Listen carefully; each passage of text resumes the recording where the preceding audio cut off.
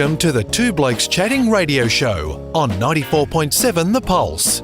Music, interviews, news, and, well, two blokes chatting. Now, here are the two blokes. Well, 1971 was a bit of a pivotal year for Olivia because she had that massive hit with If Not For You, but there was a bloke who also had a massive hit in 1971. His name is Mike Rudd, and if I've pressed the right buttons, he's going to say hello, good morning to you, Mike Rudd. Good morning, Neil. One man in a boat. That's right. Yeah, going around in circles because I've only got one oar in the water, let me tell you that. But that's okay. Thanks for joining us on the program today in, I guess, a sad turn of events. Last time we had a chat to you, it was a much happier time, but we lost a great member of the Australian music family during the week. Well, yeah, very recently within Max Merritt, a fellow Christchurchian. I was wondering what you call people from Christchurch. I would have thought Kiwi was where I was running, but we can be a bit more specific, can't we? We can be, yes. And look, I didn't get to see his early career in Christchurch, but I managed to catch up with him when he came back on tour, and I can't remember the precise year. I think it might have been 1965. And I found the band a revelation, and it was a pivotal point in my life, really. So Max Merritt and the Meteors, of course, we're talking about, and for those who are just joining, Mike Rudd from, of course, the legendary Spectrum is our guest on One Bloke Chatting this morning. His a move across to Australia, early 60s, was that when it happened? Yes, I'm guessing so. But he moved from Christchurch up to Auckland and spent some time there before making the move over to Australia. There was a bit of a rush of, well, not rush, that's probably overstating, but there's a number of you New Zealanders who came across. Of course, there was yourself. There, Johnny Devlin spent some time over here as well, and of course later on we think of the Finn brothers and Dragon and others. But was it just because the music industry in New Zealand wasn't big enough? Oh, look, pretty much, yes. It's a small country. There's we actually bypassed Auckland and came over straight to Melbourne, but. Look, Australia's the closest place to go, and it's a different scene, I suppose marginally, but there is a bigger audience here. So yeah, it's a logical move. And he lobbed into Sydney, as I understand it, because I'm going to be a bit rude here and suggest that you're a year or two older than me, Mike, so you'd be able to answer these questions better than I am. But landed in Sydney, but eventually made his way down to Melbourne, which is, of course, where you were located. He didn't, like, if you look back over the number of hits, if you like, that many people would judge, the success of an artist by simply the number of times they landed in the top 10, he didn't have a barrage of songs, did he? He was just really, really good. And that was the revelation for me, that you could exist in the music business without having hits. And he had a really strong idea of what he wanted to play, and he played it damn well, and that attracted an audience to him. Whether he had, you're speaking to a guy who had one hit also, basically. He at least had a couple. But yes, no, he wasn't a present on the charts, but he was a respected musician in musical circles, and the public as well could identify him as being a really interesting and capable sounds so ridiculous, but no, a fascinating presence in the scene. And one thing that's always fascinated me is obviously. There are some bands that are the Meteors and others are Max Merritt and the Meteors. The fact that he was, I guess, the headline act, was that typical in the day, or was it something because he was just such a presence that his name really needed to be called out? Same with Billy Thorpe and the Aztecs, I guess.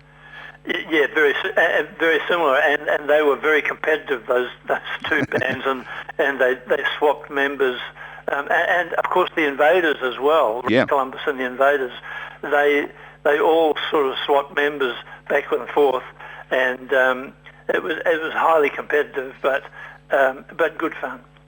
So one of the other things that, of course, sadly happened, I think in 1967, off the top of my head, when things were starting to get a bit tight for artists to find places, the band were driving towards Morwell to do a gig and were cleaned up in a really nasty car accident, which was very, very serious accident, wasn't it? There was some pretty nasty injuries in it.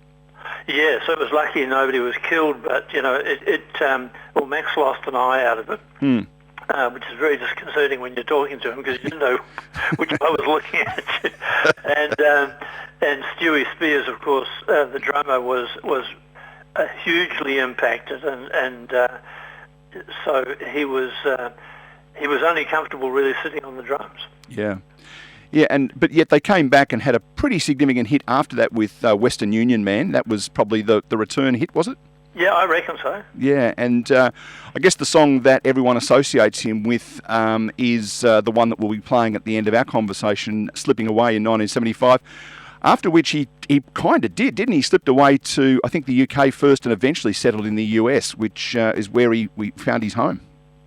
Yeah, look, I think he'd been to the UK before Slipping Away, but he ended up in LA. I think he had a company there which was associated with movies and so forth, doing set designing and so forth. So I'm just guessing that. I seem to remember that. But he spent the rest of his days in LA, and of course every Australian that went over there felt obliged to drop in on him at the White Hart, and he's just, every photograph you see of him, he's laughing his head off. He was just a joyful man to be around. And typically with his arm around a couple of gorgeous girls. That was the other thing. I'm a Facebook friend, and I think he's thousands and thousands and thousands of friends following him, and he would interact. You put a comment on there, and he'd come back. So it was just one of those things.